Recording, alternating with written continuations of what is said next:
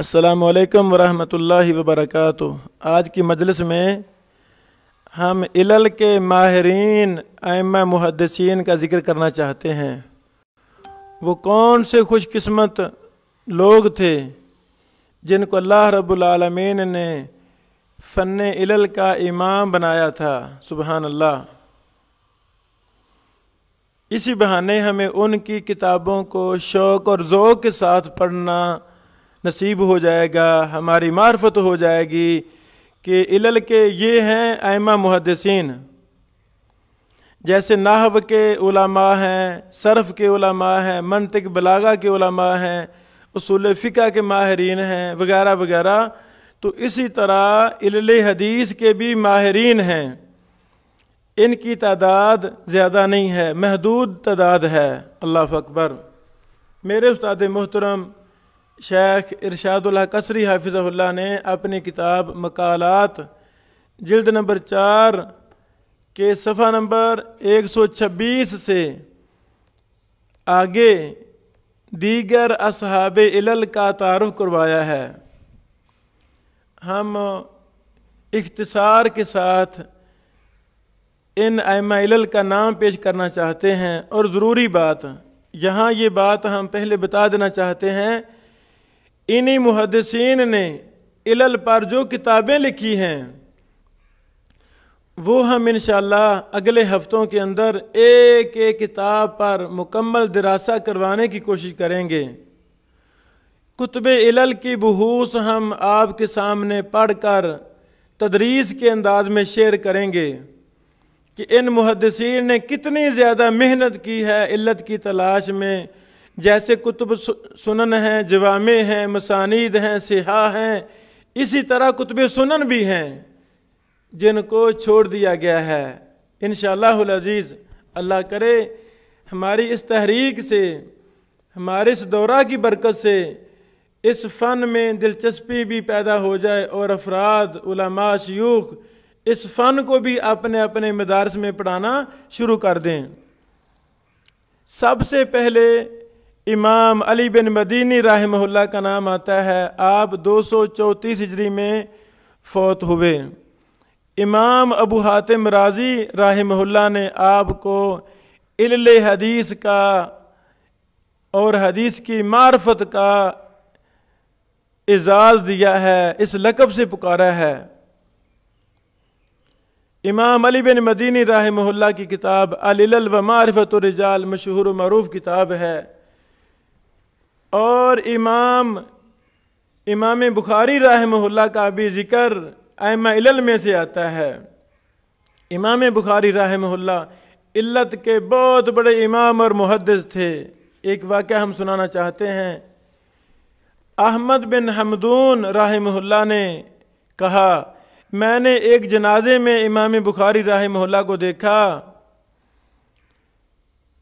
کہ محمد بن یحییٰ الزحالی رحمہ اللہ ان سے اسماء اور علل حدیث کے متعلق سوال کرتے تھے، تو وہ اس طرح جواب دیتے جاتے جیسا کہ قل هو اللہ احد پڑھ رہے ہیں۔ اللہ اکبر۔ یہ حدث ساری میں واقع موجود ہے۔ اسی طرح امام ترمذی رحمہ اللہ نے فرمایا کہ خراسان اور عراق میں علل، تاریخ اور سند کی معرفت میں نے امام بخاری سے بڑا عالم نہیں دیکھا۔ سبحان اللہ۔ یہ تاریخ بغداد جلد نمبر 2 صفحہ نمبر 27 میں یہ قول موجود ہے۔ اسی طرح ائمہ علل میں سے امام احمد بن حنبل رحمہ اللہ کا بھی ایک ممتاز نام ہے۔ اللہ اکبر۔ امام احمد بن حنبل رحمہ اللہ کی مشہور و معروف کتاب العلل و معرفت الرجال فن علل کا عظیم شاہکار ہے، جو آپ کے بیٹے عبداللہ بن احمد رحمہ اللہ نے اس کو روایت کیا۔ ائمہ علل میں سے ایک بہت بڑا نام امام ابو زرع رازی رحمہ اللہ کا نام آتا ہے۔ سبحان اللہ۔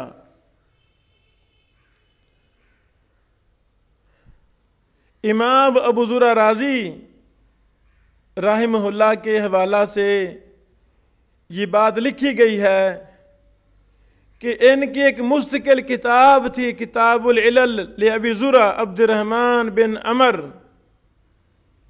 یہ کشف الظنون میں جلد نمبر 2 صفحہ نمبر 440 میں حاجی خلیفہ رحمہ اللہ نے یہ تذکرہ کیا ہے کہ ان کی مستقل کتاب تھی۔ اسی طرح ابو زرع نام کے اور بھی کئی علل کے ماہرین گزرے ہیں۔ ابو زرع الجرجانی رحمہ اللہ، امام ذہبی فرماتے ہیں حافظ عارف بالعلل، یہ حافظ تھے اور علل کے ماہر تھے، علل کو جاننے والے تھے۔ اسی طرح ابو زرع الدمشقی عبد الرحمن بن عمر، ان کی بھی جو ہم نے پہلے حاجی خلیفہ کے حوالہ سے کتاب ذکر کی وہ انہی کی تھی۔ اور اسی طرح مشہور امام ابو زرع جو امام ابو حاتم رازی کے ماموں زاد بھائی تھے اور ہم عمر تھے اور ساری عمر اکٹھے رہے تھے، ان کا اصل نام امام ابو زرع رازی عبید اللہ بن عبد الکریم تھا۔ اللہ اکبر۔ اسی طرح امام یعقوب بن شیبہ البصری رحمہ اللہ، یہ بھی علل کے بہت بڑے امام اور محدث تھے۔ انہوں نے بھی علل پر ایک بہت بڑی مسند لکھی تھی۔ اسی طرح امام ابو حاتم رازی رحمہ اللہ بھی علل کے بہت بڑے امام اور محدث تھے۔ امام ابن کثیر رحمہ اللہ نے لکھا ہے احد ائمۃ الحفاظ الاثبات العارفین بعلل الحدیث والجرح والتعدیل۔ سبحان اللہ، یہ علل حدیث اور جرح و تعدیل کے امام تھے۔ البدایہ والنہایہ جلد نمبر 11 صفحہ نمبر 59 ہے۔ اسی طرح امام ابو حاتم رازی کے بیٹے امام عبد الرحمن بن ابی حاتم، جنہوں نے اپنے باپ اور ابو زرع کے علم کو مدون کیا، مرتب کیا، روایت کیا۔ اللہ اکبر۔ تاریخ اسلام میں 2 بیٹوں کا بہت بڑا عمل دخل ہے۔ 2 مثالی بیٹے گزرے ہیں، ایک یہی ہے امام عبد الرحمن بن ابی حاتم، جنہوں نے اپنے باپ اور اپنے باپ کے ماموں زاد بھائی ابو زرع رازی رحمہ اللہ، ان دونوں کے علم کو مدون کیا اور آگے بیان کیا، کتب لکھیں۔ اور دوسرے مثالی بیٹے تاریخ میں امام احمد بن حنبل کے بیٹے ہیں، جن کا نام امام عبداللہ ہے۔ وہ بھی عظیم الشان انسان تھے کہ انہوں نے اپنے باپ کے علم کو مدون کیا، مرتب کیا، اضافہ جات کیے اور ان کو آگے روایت کیا۔ اللہ اکبر۔ بہرحال امام عبد الرحمن بن ابی حاتم بھی علل کے بہت بڑے امام اور محدث تھے۔ اسی طرح امام مسلم بن حجاج القشیری رحمہ اللہ کا بھی نام آتا ہے۔ اللہ اکبر۔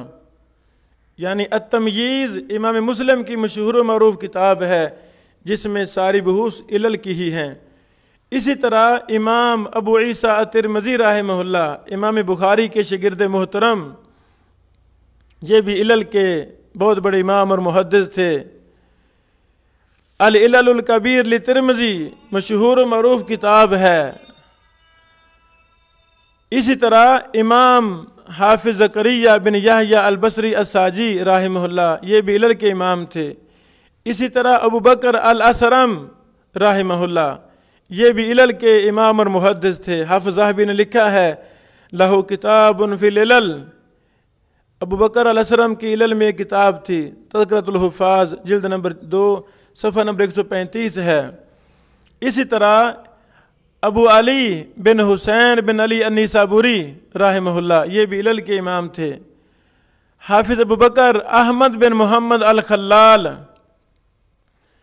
یہ بھی علل کے امام تھے۔ ان کی علل کی کتاب کے جلدوں میں ہے، جیسا کہ حافظ ذہبی نے نقل کیا ہے، کہا ہے تذکرۃ الحفاظ جلد نمبر 3 صفحہ نمبر 7 ہے۔ اسی طرح امام حاکم نیسابوری رحمہ اللہ، مشہور و معروف امام، یہ بھی علل کے امام تھے۔ اسی طرح عمر بن علی الفلاس رحمہ اللہ، इन्होंने भी इलल पर एक मुस्तकिल किताब लिखी थी, जैसा कि हाफिज इब्न हजर ने लिखा है तहजीब तहजीब जिल्द नंबर 8 सफ़ा नंबर 81। इसी तरह अबू अली हसन बिन मोहम्मद अज़्ज़जानी रहमहुल्लाह ये भी इलल के इमाम थे। अबू जाफ़र मोहम्मद बिन अब्दुल्ला बिन अम्मार अल-मूसली रहमहुल्लाह ये भी इलल के इमाम थे। इमाम ज़हबी फरमाते हैं लहू किताबुन कबीर फिर रिजाल वल इलल, इनकी एक बहुत बड़ी किताब थी रिजाल और इलल में। अल्लाह अकबर। इसी तरह इमाम अब्दुल्ला बिन अबू अली अल बलखी रहमहुल्लाह इनकी भी इलल और तारीख में किताब थी। सुबहान अल्लाह। और इमाम दारकुतनी रहमहुल्लाह भी इलल के मशहूर व मारूफ मुत्तफ़िका इमाम थे। इमाम इब्न जौज़ी रहमहुल्लाह ने भी कोशिश की है कि इल्लत पर काम किया जाए, अल इलल मुतनाहिया किताब लिखी, लेकिन उसमें बहुत ज़्यादा उनसे गलतियाँ हुईं। इसी तरह हाफिज इब्न हजर अस्क़लानी रहमहुल्लाह भी इल्लत के बहुत बड़े इमाम और मुहद्दिस थे, उनकी बड़ी खिदमात हैं। शेख अलबानी रहमहुल्लाह भी इल्लत के ही बहुत बड़े इमाम और मुहद्दिस थे। आज के दौर के शेख अबू इसहाक़ अल हुवैनी हाफिज़हुल्लाह भी इल्म इलल के बहुत बड़े इमाम और मुहद्दिस हैं। अल्लाह उनको शिफा दे, लंबी ज़िंदगी अता फरमाए। इस तरह कुछ और भी अइम्मा मुहद्दिसीन हैं, इलल हैं, हम इसी पर इक्तिफ़ा करते हैं। ये वो खुश नसीब लोग थे जिनको इलल का अल्लाह ने बड़ा मलका अता फरमाया था। तो जब हमें भी इस फ़न का शौक़ नसीब हो जाएगा, कुछ ना कुछ हम भी इसमें तो दो मेहनत करेंगे तो अल्लाह ताला हमें भी कुछ ना कुछ हिस्सा अता फरमा देगा इंशाअल्लाहुल अज़ीज़। बारकल्लाहु फ़ीकुम। अस्सलामु अलैकुम व रहमतुल्लाहि व बरकातुहू।